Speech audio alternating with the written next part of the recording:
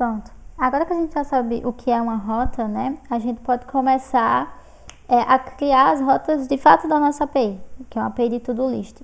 Não dá para usar o navegador para fazer todos os tipos de requisições, então eu vou usar o Insomnia. Como que eu pensei na nossa lista? Como que seria a nossa lista?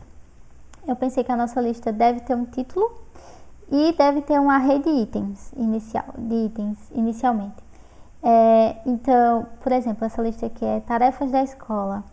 E as minhas tarefas são apresentar um seminário, que eu vou apresentar daqui a pouco, estudar para uma prova e finalizar esse mini curso aqui para vocês. Como que a gente cadastra esse dado no nosso banco? O que é que a gente precisa fazer?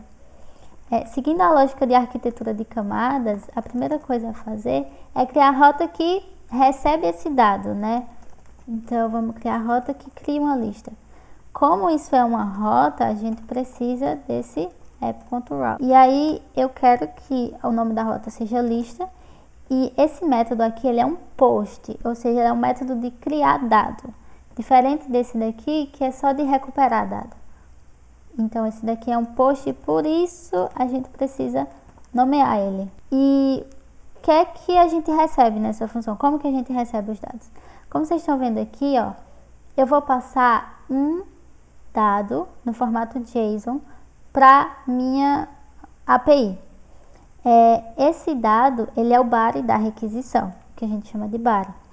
Como que eu posso pegar esse dado? Eu faço request.getJSON. Python já dá esse dado, essa função pra gente. E o request, o JSON desse request é exatamente esse dado aqui. Então, eu sei que eu tenho um título, então eu posso fazer request title, e eu sei que eu tenho uma lista de itens. E agora, o que é que eu faço com esses dados? A gente precisa passar esses dados até a camada do banco. Quem que está entre a camada REST e a camada do banco? É a camada de controller, né? A camada de delegação. Então, para isso, eu preciso fazer controller create list, que tem esse título, e passar esse array de itens. Deve ser retornado uma lista que foi criada. Gente, eu botei aqui só para avisar que não é uma boa prática usar nome de variável list, porque list é um tipo interno de Python. Então, ele permite que você use, não dá nenhum problema. Mas não é uma boa prática porque você buga o seu sistema de tipos, tá bom? Então, eu coloquei aqui só porque faz sentido ser nome list, mas não é correto, assim, não é uma boa prática.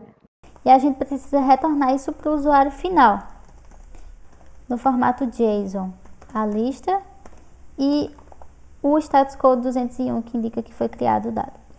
Agora, o que a gente precisa fazer? A gente precisa ir na camada controller e criar essa função. Ela está aqui só definida. A gente precisa agora passar esses dados para a camada do modelo. Então, primeiro vamos fazer a importação do modelo. E agora a gente pode iniciar uma lista. E agora a gente precisa salvar esse dado no banco, né? Então, eu posso invocar o método save, pode retornar esse dado aqui, que foi criado aqui. E aí, qual que é o problema? O problema é que a gente ainda não definiu essa classe lista, né? A gente precisa criar essa classe também. O que é que uma classe tem? Uma classe tem que ter um método de inicialização da classe.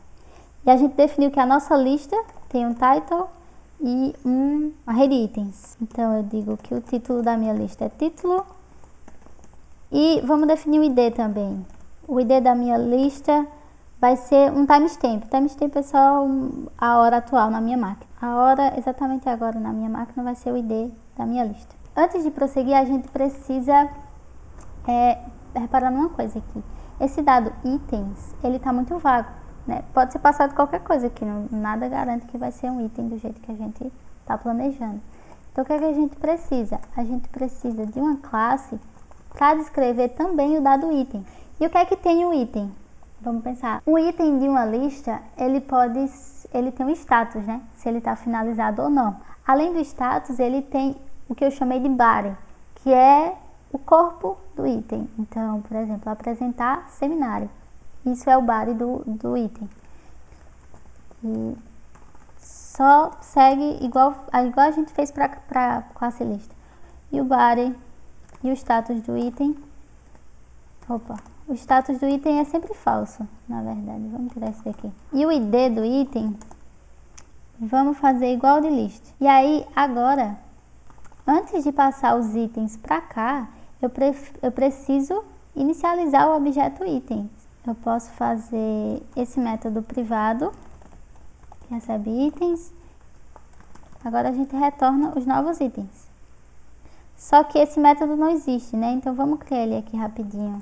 Como que ele funciona? Ele vai simplesmente retornar. Esse vales é para fazer passe desse objeto para dicionário. E aí, a única coisa que eu vou adicionar é um deep copy, só para garantir que esse objeto foi de fato copiado. Coloca aqui new itens. Então, o que a gente fez aqui? A gente modelou os nossos dados usando orientação a objetos e a gente inicializou a classe lista usando a modelagem de itens. Então, todas as listas agora seguem esse padrão. Elas têm um título, elas têm um array de itens e cada item tem um body, um status e um ID. Então, a gente terminou aqui esses métodos iniciais da classe, mas eu percebi que aqui new itens, na verdade, é o método initItens, né? Não é new itens, e sim initItens, que tem que ser invocado. E o construtor da classe precisa receber por parâmetro o self. E aí, voltando aqui para a camada controller, então a gente precisa criar esse método save. Para inserir no banco é bem simples, só precisa chamar o banco, db.list, que é o nome da coleção, .insert one self. Então a única coisa que eu vou fazer aqui é transformar essa lista em um dicionário. Então self.toDict. O método toDict é igual o do itens, eu só copiei para cá. E aí agora eu vou inserir essa lista. Em controller, a mesma coisa, tá igual, né? A gente salvou a lista e agora é só retornar a lista como um dicionário. E aí agora a gente vai retornar essa lista. Então, quando eu apertar aqui send, ele vai enviar essa requisição. Ó, vamos lá. E aí ele vai se comunicar com o banco. initItems is not defined. Ele tem que ter o self. Tá, às vezes demora muito, porque como é um banco online e a minha internet não vale nada, demora muito. Já demora por ser um banco online ainda, mas com a minha internet aí demora tipo muito mais. Tá, mas funcionou. Olha só, eu cadastrei o dado e aí a gente pode olhar o dado aqui agora e ver que ele é exatamente como a classe o descreve, né? Então a gente tem o ID, que é o timestamp, a gente tem um array de itens e cada item tem um body, o status e o seu ID. E no final a gente tem o título da lista. Então os nossos dados estão sendo cadastrados com sucesso.